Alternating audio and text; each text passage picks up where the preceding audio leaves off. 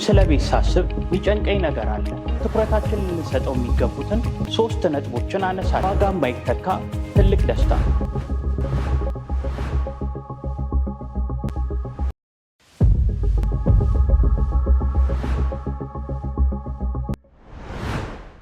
ስለ ቤት ግዢ ወይም ስለ ቤት ሳስብ የሚጨንቀኝ ነገር አለ። በተለይ በዚህ ሰዓት ላይ ሶሻል ሚዲያ ላይ የሪል ስቴት ማስታወቂያዎች በሚበዙበት በዚህ ሰዓት ላይ በዋጋ ብቻ ሰው መረጡ ትልቅ ጭንቀት ውስጥ እየገቡ ነው። ነገር ግን ለዚህ መፍትሄ አለ። ለዚህ ዋና ትኩረታችንን ልንሰጠው የሚገቡትን 3 ነጥቦችን አነሳለሁ። በተለይ 3ኛውን ካልተጠቀምክበት፣ ትኩረት ካልሰጠኸው ባትገዛ ይሻላል። ነገር ግን እነዚህ 3 ነገሮች ቤት ለመግዛት ጠቃሚ የሆኑ መረጃዎች ናቸው። እስቲ አብረን ትኩረቶቻችንን ምን ላይ በማድረግ መምረጥ እንዳለብን እንመልከት። የመጀመሪያው የግንባታ ቦታና አካባቢ፣ የአገልግሎት ስፍራዎች ለጤና ተቋማት፣ ለመዝናኛ ስፍራዎች እንደዚሁም ለፋይናንሻል ተቋማት ቅርብ ነው ወይ? ለምሳሌ ያክል ብንመለከት የተለያዩ ኢንተርናሽናል እና ኮሚኒቲ ስኩሎች ላይ ልጆቻችሁን ለማድረስ ረጅም ሰዓቶችን ወስዶባችሁ ሊሆን ይችላል። ነገር ግን ከቤቱ አቅራቢያ በ5 ደቂቃና በ20 ደቂቃ ርቀት ላይ ቤቱን ማግኘት በዋጋ የማይተካ ትልቅ ደስታ ነው። ሌላው ደግሞ ኮምፓውንድ አፓርትመንትን ስንመለከት ኮምፓውንድ አፓርትመንቶች ላይ ከብሎክ ብሎክ ያለው ጋፕ ምን ያክል ነው የሚለውን መምረጥ አለብን። ይህም ማለት ከብሎክ ብሎክ ያለው ጋፕ በ1 ሜትር እና በ2 ሜትር ርቀት ቢሆን ብዙ በቂ ብርሃን ማግኘት አንችልም። ነገር ግን ከብሎክ ብሎክ ያለው ርቀት ከ16 ሜትር እስከ 23 ሜትር ቢሆን በቂ ብርሃንና ዎኪንግ ስፔስ ይኖረናል ማለት ነው። ይህም ኮምፓውንዱን ተመራጭ ያደርገዋል። ሁለተኛ የግንባታ ጥራትና ዲዛይንን እንመልከት። ይህም ማለት ከቤዝመንት ብንነሳ ቤዝመንቱ የውሃ ስርገትን የመከላከል አቅም አለው ወይ? ወደ ላይ ስንመጣ ከፍሎር ፍሎር ወይም ደግሞ ከወለል ወለል ያለው ርቀት ምን ያክል ነው? ለምሳሌ ያክል የፍሎሩ ርቀት ወደ 3 ሜትር ከ7 ከሆነ በቂ ብርሃን እንዲገባ ያደርጋል። ለምሳሌ ግራውንድ ላይ እቃዎችን ለማውረድ ቢፈልጉ በቂ ስፔስ ያገኛሉ ወይም ደግሞ መኪኖቹን የማስገባት አቅም ይኖረዋል ማለት ነው። ለኮለን ያለው ጋፕ ሰፊ በሚሆንበት ጊዜ ለምሳሌ ያክል ፓርኪንግ ላይ ብንወስድ መኪኖች በበቂ ሁኔታ ለመንቀሳቀስ ይችላሉ ማለት ነው።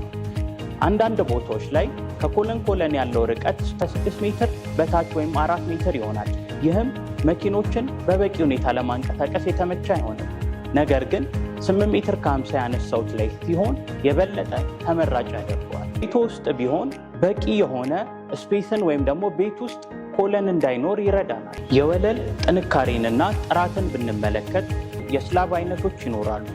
ለምሳሌ ያክል ፍላት ስላብን ብንወስድ በቂ ብርሃን የማስገባት አቅም ይኖረዋል። ይህም ተመራጭ ያደርገዋል። እዚሁ የግንባታና የዲዛይን ጥራት ላይ ልንመለከተው የሚገባው ደግሞ የሩም ስፋት ከአገልግሎት አንጻር ነው። ለምሳሌ ያክል ኪችንን ብንወስድ በኪችን ውስጥ 3 አይነት እንቅስቃሴዎች ይኖራሉ። ስቶር የማድረጊያ ወይም ፍሪጅ የሚኖርበት፣ የማጠቢያ ስፍራና ኩክ የማድረጊያ ስፔስ ይኖራል።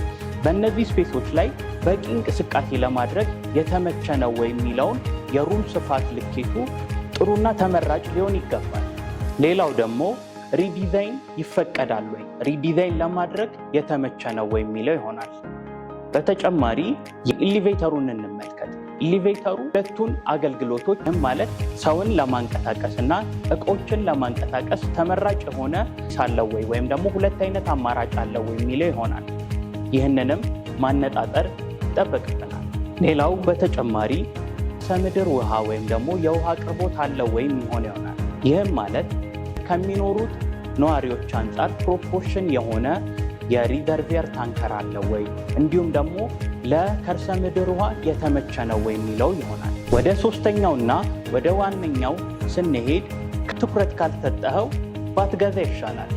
ከማን ነው የምንገዛውና ውሉ ምን ይመስላል ይሆናል። ይህንንም ስንመለከት የሚሸጥልን ድርጅት ባክግራውንዱ ምን ይመስላል ወይም ደግሞ እህት ኩባንያዎቹ ምን ያክል አቅም አላቸው፣ ምን ያክል ጊዜስ ቆይተዋል የሚለው ዋነኛና ተመራጭ ሊያደርጉን የሚችሉ ነገሮች ናቸው። ይህንንም ስንወስን የድርጅቱን አቅም እንደዚሁም ደግሞ በዘርፉ ላይ ያለውን ልምድ መመልከት ይጠበቅብናል። እነዚህን ነገሮች ለመመልከት ቢሮ በአካል ተገኝተን ያለውን ሙሉ መረጃዎችን እንደ ተጨማሪ ከውል ጋር የተያያዙ ነገሮችን መመልከት ይኖርብናል። ውልን ስናነሳ በውል ላይ ሁለት ነገሮችን ትኩረት አድርገን ልናይ ይገባል። በተለይም የውል ሰጪ ግዴታና የውል ተቀባይ ወይም የገዢን ግዴታ መመልከት ይኖርብናል። እንደ ተጨማሪ መኪና ፓርኪንግ በውል ላይ ምን ተጠቅሷል የሚለውን ነገር ማረጋገጥ ይኖርብናል። እነዚህም ለምሳሌ ያክል ሪዘርቭድ ፓርኪንግ ነው ወይ ወይንም ደግሞ ኮመን ፓርኪንግ ነው ወይ ወይንስ ደግሞ ስትሪት ፓርኪንግ ነው ወይ የሚለውን መለየት ይኖርብናል። ይህም በውል ላይ ለተጠቀሱት ነገሮች ትኩረትን መስጠት እንዳለብንና በውል ላይ የተጠቀሱት ነገሮች ነገ በውል ሰጪም ላይ በውል ተቀባይም ላይ የሚኖሩ ግዴታዎች ናቸው። ጠቅለል ስናደርገው የመጀመሪያው የግንባታ አካባቢና የግንባታ ቦታን መለየት፣ ሁለተኛ የግንባታና የዲዛይን ጥራትን ማረጋገጥ፣ ሶስተኛ ከማን ነው የምንገዛው እንዲሁም ደግሞ ውልን ማረጋገጥ። እነዚህ አስተማማኝና ጠቃሚ የሆኑትን ለመለየት ይጠቅሙናል። ዛሬ ያቀረብኩላችሁ ቪዲዮ ጠቃሚ ሆኖ ካገኛችሁት ላይክ፣ ሰብስክራይብ፣ ሼር ያድርጉ። እስከ ቀጣይ ቪዲዮ መልካም ጊዜ